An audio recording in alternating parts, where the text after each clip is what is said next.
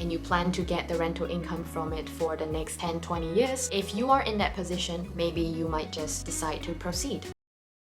Hi everyone, welcome back to our channel. If you're new here, I'm Elsie. On our channel, we document our projects and also share our learnings and tips on property investment in the UK. If that sounds interesting to you, make sure you hit the like button and also subscribe to our channel. Today's topic is a follow-up video on our previous video that I'll link it up here. It's about how to find your HMO investment area. So today's video is on the basis where you have determined your investment area, you are now confident in investment in those areas, you have spoken to letting agents and you have qualified and you have decided to start investing in an area. So now this is the next step where you go out on viewings to look at properties. So how do you qualify and analyze if a property is suitable to be used as a HMO? So the first step is we always look at the size of the property. Sometimes on listings, estate agents, they will provide the floor plans and that is super helpful, but in certain cases where listings don't have floor plans, you might want to go to Google Maps and turn on the satellite view so you can look at a property top down and looking at the layout. What is the point of looking for floor plans? It is critical because for HMOs, you need to be very careful about dimensions and room sizes. Every council is very different, so make sure when you have narrowed down your investment areas, go to your council websites and download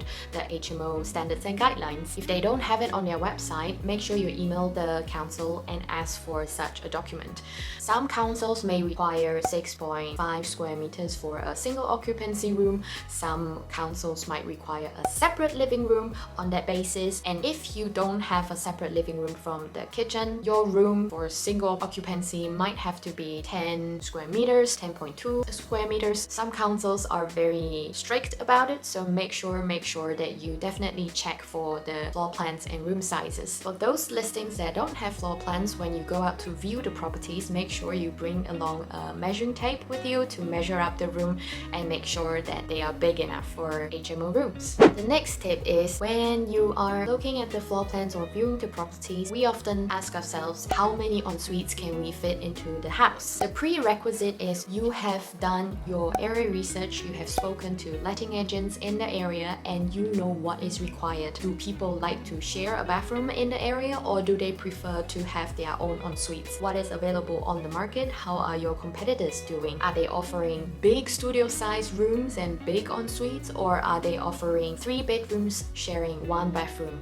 So on this point, you really need to have done the research up front, and then when you go in to view a property, you need to know in your mind how many ensuites or do you need or not need in this property and how many rooms can you get out of it. The third point is builders. Bringing in builders for quotations. I've made another video on how to find the right builder for your projects and I'll link it up here. Go have a watch and take the same steps towards finding a builders for quotes. We have also made videos on our projects and renovation costs, which I will also link it up here, talking you through how much renovation cost us when converting a house into a 5-bed HMO or a 6-bed HMO, and maybe you can take reference from that. Usually when we have our offer accepted, we would request for a second viewing, and that is when we will bring in our builder to go on site and give us a quote. If the builder found things that we haven't seen on our very first visit, we would usually go back to renegotiate the price, but we will only do that once we have received the quotation and advice from the builders. Getting a ballpark figure from the builder regarding the renovation cost would be really helpful for you to work out your numbers if this investment works. You don't want the renovation cost to come back 10%, 20% higher than what you have estimated for, because that means you really might need to negotiate the price down a bit, or you might be in a position where the purchase price doesn't matter, the renovation cost doesn't matter. For you, it's a long-term investment. You are buying this asset and you plan to get the rental income from it for the next 10-20 years. If you are in that position, maybe you might just decide to proceed with the purchase. There are many other points around HMO investment which I have mentioned in this video. I'll link it up here. Go have a watch, and if you have further questions, make sure you leave your questions in the comments down below. If you have found this video helpful, give us a like and subscribe to our channel, hit the bell so you get notified when we post new videos. See you on the next one. Bye bye!